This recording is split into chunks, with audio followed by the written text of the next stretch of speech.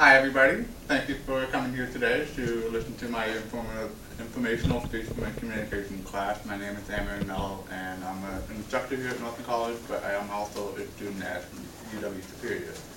So, in 1963, Time Magazine's Man of the Year was given to someone because he changed the world by sharing a dream of his.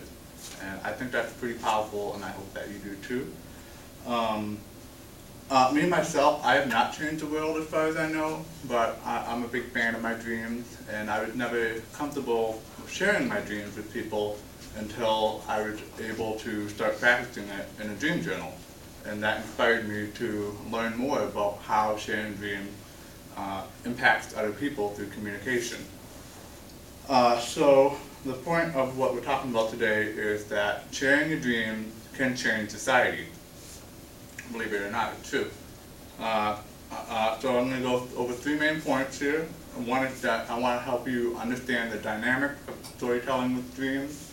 I want to show you that dreams can outlive a dreamer. And I want to show you that storytelling is an integral part of defining Chippewa culture. So before we get started, I want to let you know that when I talk about dreams, I'm talking about not just night dreams, I'm also talking about daydreams, life dreams, American dreams, so on and so forth.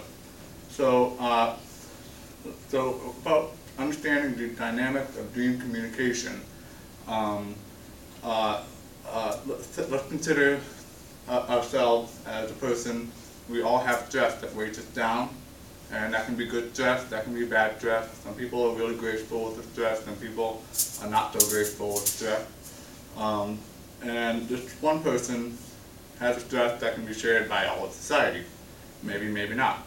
Along with stressors, there's also structures of how we deal with the stressors. There are ways that we think or ways that we behave, and that can be pretty dynamic. I mean, you can do it more than one way.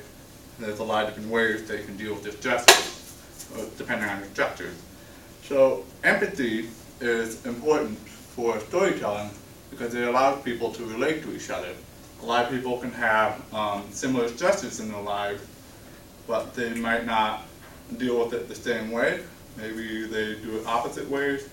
But what the important thing about metaphors and dream telling is that you can find common links where things can start changing each other, and it's amazing how that can happen, change society. So consider these, and Dr. Sands, by the way, wrote a few journals, articles for a journal,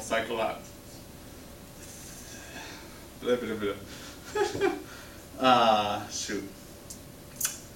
I think we need to restart that one. The journal name is Psychological Dialogue, Psychoanalytical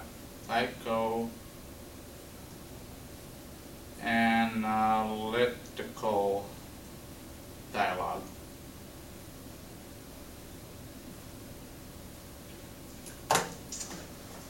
Maybe restart? Yeah, keep going. Damn, okay. So,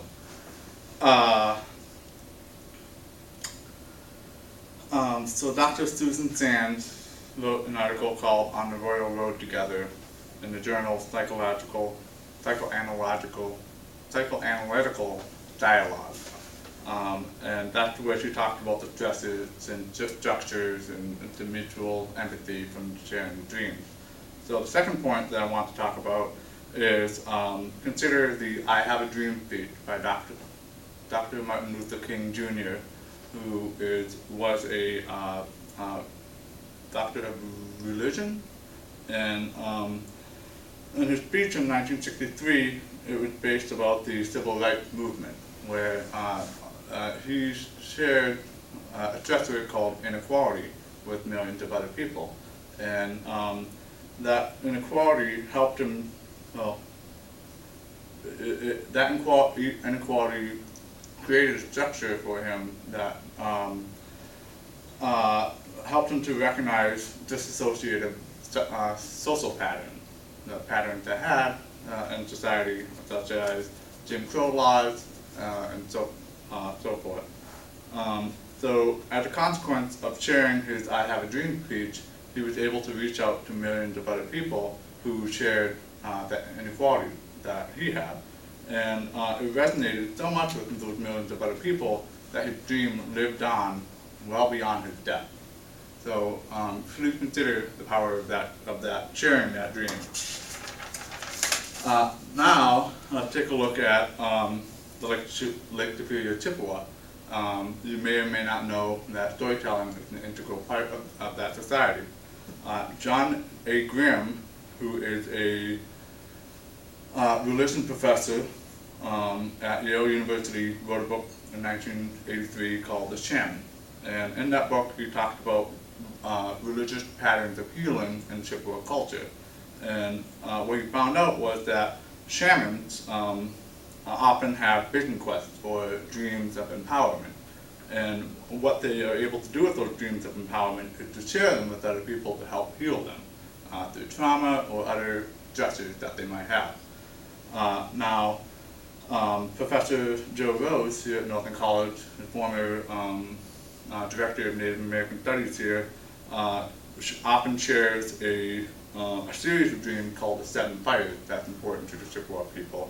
The last time I heard it personally was in August 20th of this year. And the Seven Fires is an important series of dreams that were gifted to people by shamans from several centuries ago. And those dreams have been passed on over the centuries. And those dreams create a framework for cultural survival and personal survival as well. It teaches people how to live, how to nurse themselves, and it provided a framework for migration that they did over North America and to this place, and even through the legal challenges that they have. If it wasn't for those dreams, they may not have the treaty rights that they have today. So not only are those dreams important to the Chippewa people, but anybody can benefit from those dreams as well.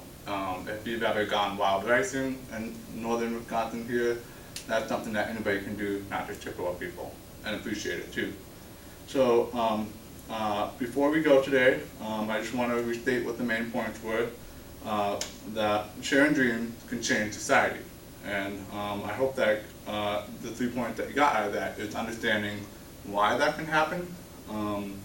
I want you to understand that dreams can outlive the dreamer, and I want you to consider the Chippewa model for storytelling of dreams. So with that in mind, I want to read this quote from Anil Ananthaswamy in the, I forget where he wrote that, but the quote is that dreams influence waking life more significantly than the other way around. Thank you for coming.